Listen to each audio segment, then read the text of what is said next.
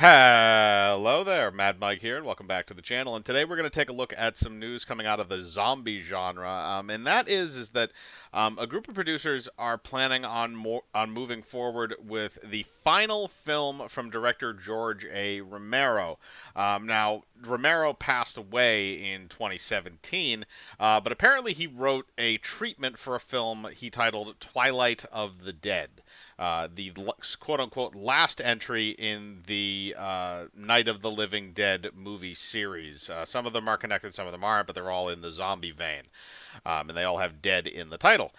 So basically, he wrote this treatment before he passed away, and now there are some people who are planning on moving forward with this treatment, which I assume will be rewritten and then reworked into a film. That they will then hire somebody to direct and people to star in and all that sort of stuff. So we're not going to know anything about that until the process has actually begun. But what has me a little bit concerned about this is the fact that this is well after his death, and this feels almost like a way to kind of capitalize on certain things. Now, I will say this is that George A. Romero's widow, Suzanne Desricher, I believe, Desricher or Desricher. I don't know how you spell her last name or how you pronounce that. I apologize, but it's one of those two. But she is basically the one that is handling the creative consultant position, I guess you would say. Now, she definitely had some hands in the film industry. She met him on a film set in Toronto in 2005. They had been married since 2011 to 2017 when he died. And the other thing is she's saying a lot of the right things. Let's put it that way. She's saying a lot of things that are very flattering towards her husband, not anything that would, people could see like, oh, he wanted all of these things and this and that. It's like, no, she's not going too outlandish with it. So she's not one of those people that I feel like is trying to capitalize off of his legacy. Now, the movie studio people, that is a completely different story. Because usually when this kind of stuff happens, so nobody wanted to make this film, which is why nobody wanted to make a previous film with George A. Romero, which he was actually trying to develop before apparently he wrote this treatment, and that film never got off the ground. But since he's dead and they can mark it off of his name and they have the permission of his widow, now they can use that and they can make money off of a dead man. This is why I don't really like when they have films that are made and credited to people that have passed away when they really are, when the finished product is probably not going to look a whole lot like whatever that person designed, or it's probably not going to look a whole lot like what they would have directed, because obviously I'm sure George A. Romero would have directed this as well as have written it. So I don't know if you can emulate the style of his directing in terms of having somebody come in and having it feel similar to the older films.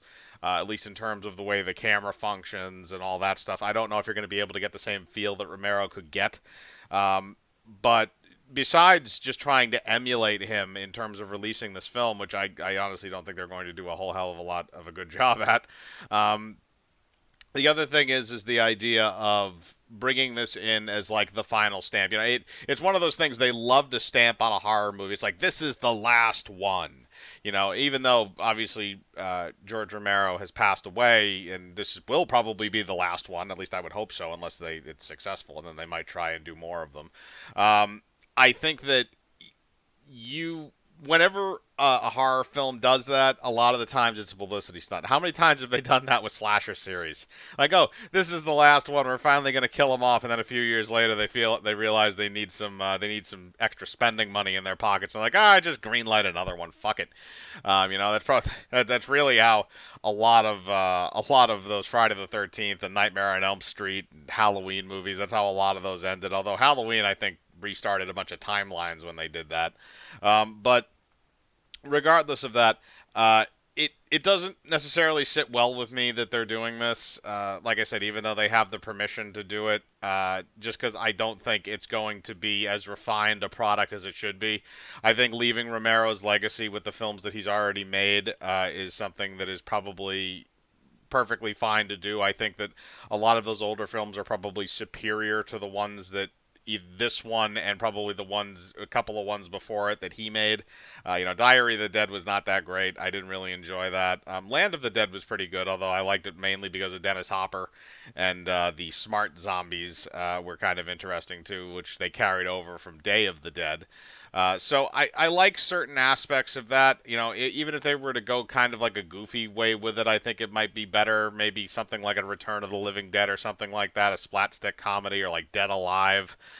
Something in that vein might be interesting if it wasn't. But since this is in the same vein as the normal Romero zombies supposedly, then I would assume they would not be going for the tongue-in-cheek route because that supposedly takes place in a different world, even though they kind of link it into the original film.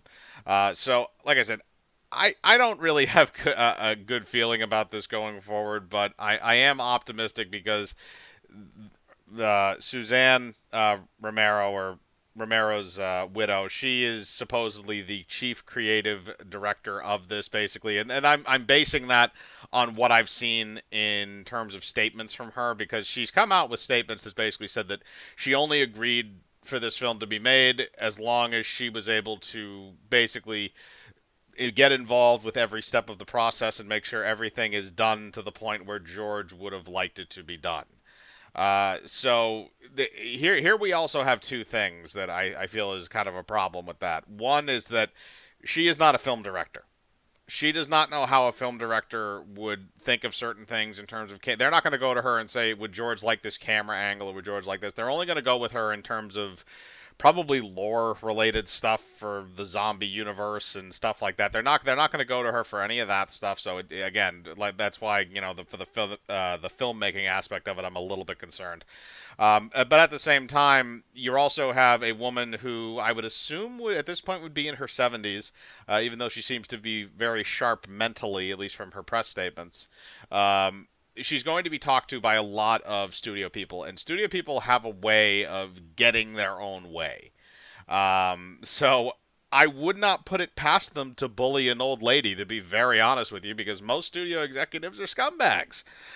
So that is something else that I'm concerned about: is are these studio people going to strong arm George A. Romero's widow to force a bunch of dumb shit into this movie and then have her praise it when maybe she doesn't want to, or the other way around, if she doesn't know what she's talking about and the movie turns into crap. So there's a lot of different ways this thing could go sideways without Romero at the helm. So I'm curious about this, though. I'm curious to see where it goes going forward, because this is going to be made apparently. So it's going to come out no matter what. I just hope it's relatively good, and I hope it doesn't, it's not a blemish on his legacy.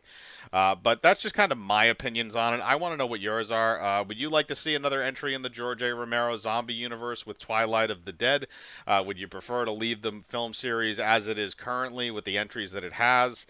Do you think that this might be do you think that this is a money grab by the studio to try and capitalize on George A. Romero's name well after his death? Or do you think that this might be a legitimate project that somebody decided they wanted to pick up and do? Put your thoughts in the comments below. As usual, I like to read them.